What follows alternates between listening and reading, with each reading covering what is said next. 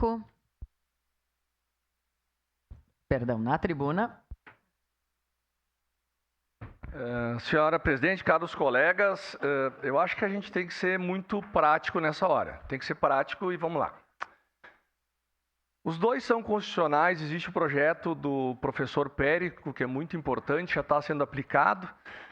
E o professor Zanquim, ele propôs um projeto que tem muita similaridade, porém propõe 14 itens a mais para adicionar o projeto do professor Périco, tá? E, as duas leis podem coexistir, sim. Seria a derogação parcial tácita, que chamam. O que tiver de comum nas duas leis, simplesmente a lei nova retira e continua com as novas aplicações da lei.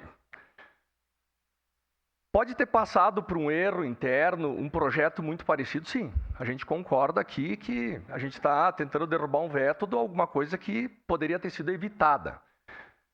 Porém, nós temos que pensar diferente um ponto.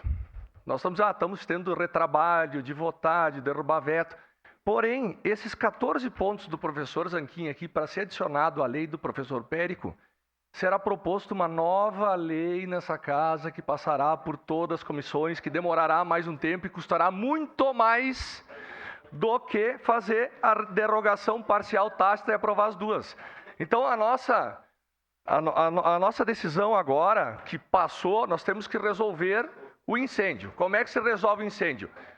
O professor Zanquim vai propor uma nova lei que vai ter que tramitar na casa, custar muito mais para o contribuinte, porque os funcionários analisando, as comissões, os funcionários, novo parecer, ou a gente derruba o veto e as duas leis podem coexistir, sim.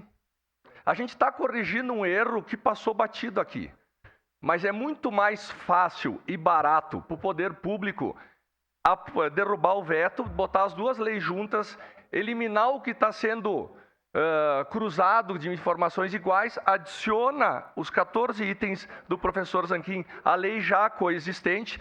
Nenhum dos dois vereadores perdem o mérito desse importante projeto que a gente sabe para a cidade de Caxias, porém esse projeto vem acrescentar com o que o professor Zanquim trouxe para nós. Então, assim, houve o erro das comissões? Houve, tranquilo. Agora, por um dispositivo legal, a gente pode aprovar, derrubar o veto, aprovar. Legalmente, as duas leis coexistem, soma-se as proposições do Zanquim à lei do Périco, sem problema nenhum, sem prejuízo nenhum para ninguém. A lei melhora. É para adicionar a lei, não é para mudar uma lei, é para tornar uma lei que já existe melhor. Então, a gente pode simplesmente derrubar o veto. A forma legal, ela coexiste e a gente evita que seja proposto mais um projeto nessa casa pelo professor Zanquim, pedindo para alterar a lei, que vai ter que tramitar por 6 meses na casa, custo com os servidores e tudo mais. Então, assim, economia, derrubar o veto. Não economizar, propor uma nova lei para adicionar a lei existente. Isso aí, legalmente, pode coexistir as duas, foi dito aqui.